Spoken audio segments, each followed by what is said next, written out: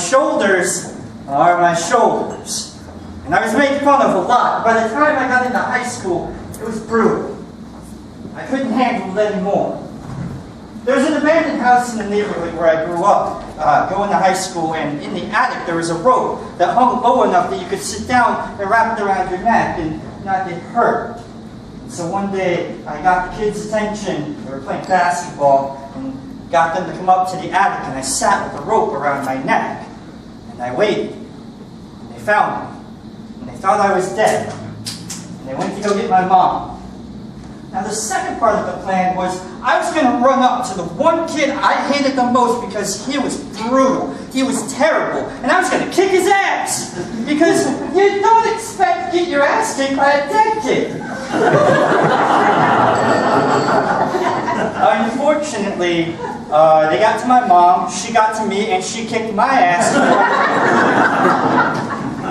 So where does a kid go that's emotionally unstable and just fucked up his own fake suicide? Theater!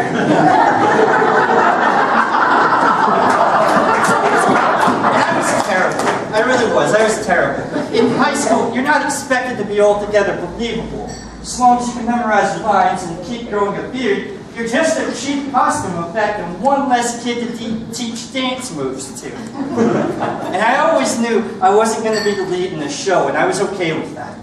I was comfortable with being the not-quite center of attention on stage.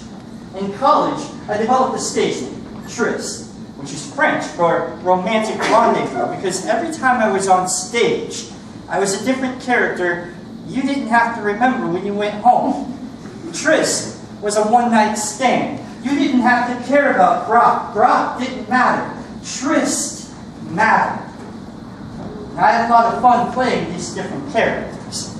For an older guy role, I shaved my head completely bald down the middle, and I wore a hat from the time I woke up until the time I went to bed, so my dad wouldn't find out. And on opening night, when the lights came up, all I could hear was my dad laughing his ass off in the audience.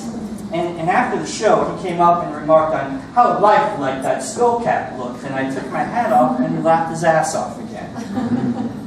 Later that year, I was chosen to compete in a college festival theater tournament competition.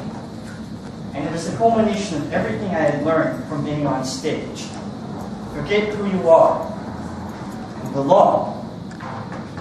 Later that week, my theater director came up to me and said the one thing I always sought from being on stage. She said, "Seeing you up there, I forgot who you were. Your hands, your body, they belong to the moment." The next day, a guy came up to me and handed me his card and said, "Look, I think you're great. We'd be interested in talking with you. Please send us your acting resume." And looking at the card, it told me that Stanford University was interested in talking with me. Stanford. Stanford. And when I got home, I didn't show the card to anybody. Not to my parents. Not to my friends. Not to anyone. And I still don't know why I didn't. Maybe it was the fear that I would finally have to live up to my own expectations. Maybe I just thought it was too good to be true. Or maybe I just hadn't planned on getting lucky. And this was spring of 2001. In fall of 2001, things changed. I showed up to auditions completely hungover and barely able to write my own name, and I was cast as a retarded dwarf with severe ADD, and I thought that everything I had worked for was destroyed. You don't go from being the perpetual Mercutio to a sideshow midget without your ego taking a nosedive into high dough, fast, ecstasy, acid, crystal meth. One night, I'm in a hotel room, and I'm scared shitless that the kid in the next bed is about to overdose. I had tried to sell drugs in the club that night, and I got caught. I dropped 15 pills into his hand, and he shoved them all in his mouth. And for whatever reason, security decided to let us go. And so here I am, freaked out in some shithole room, and it's all my fault. And I remember earlier that night staring at the neon light thinking the world would be a whole lot better if we just did ecstasy. A month later, I'm in Urbandale, California, so far into a crystal meth binge, I have no idea what day it is. I do remember the first night I was in a bathroom with 3 tweakers, and my best idea is to take Sudafed, crush it up, and snort it, because then it'll hit harder. And they think this is a bad idea, and try and convince me it's a bad idea by offering me meth on aluminum foil, which I take. The next night, there's this 10-year-old kid curled up in his brother's arms with severe alcohol poisoning. He had tried to drink half a bottle of rum just to try and fit in with us, and we were not going to take him to the hospital. The next morning, when he finally woke up, we were still doing drugs. There are no standing ovations in the crowd house, only punchlines. Knock, knock. I'm kicked out of the play where all I have to do is run around and make you laugh. Knock, knock. Stanford is not calling my name. My parents have no idea where I am. Knock, knock. Who's that? Pills and pipes are my new costumes. Prices and code words are my new lines, and I am growing sick and tired of trying to fit into a world that is trying to kill me, and I am lost. I have no idea how I survived. There were times when this human body should have drawn the curtains and faded to black. There were moments when my brain tried like hell to pull the trigger and end it all. And I fucking sucked at selling drugs. I couldn't even sell shoes. I was the shittiest mailboy at a temp agency. I had no idea who I was. I struggled with my identity for years. I did drugs so I wouldn't have to be sober.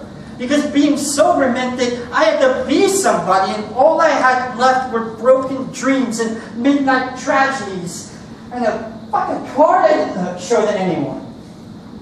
When I was born, no one came up to me and said, "Look, kid, one day you're going to look Stanford University square in the face and go, hey, thanks for the opportunity, but I got drugs to do."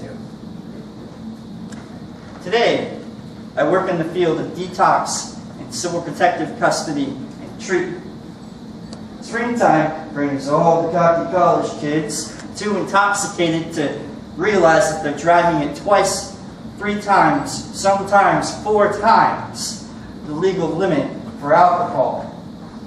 And every night, the cops bring in the homeless guys who look at us like we're the enemy, but they know we're going to keep them safe and feed them. Assholes, winos, tasers, kind of like theater. And I'm on stage tonight for one reason. Because for a few moments, I forget who I was. Every time I'm up here, for just a little while, I'm in a different world. And I'm okay with that. This isn't about reliving the echoes of my ego. I do have my stage name tattooed across my back, just to remind me of where I come from. And don't get me wrong, I've done some amazing drugs and seen some goofy shit. You have not lived until you've taken 20 hits of acid, picked up a Taco Bell bag, and tried to show it to your friends because I thought it was a cat.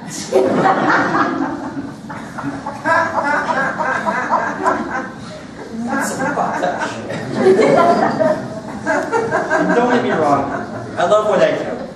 But it's just a job. It pays the bills, and that's about it. I used to drive a 1989 red BMW 325i. Today, I have a broken down fucking Neon that I drive to make sure that intoxicated individuals don't try and eat their own hands. But for 8 hours of a day, I get to play the part of a recovering drug addict. And tonight, for you, I get to be Brock. That makes sense. Thank you.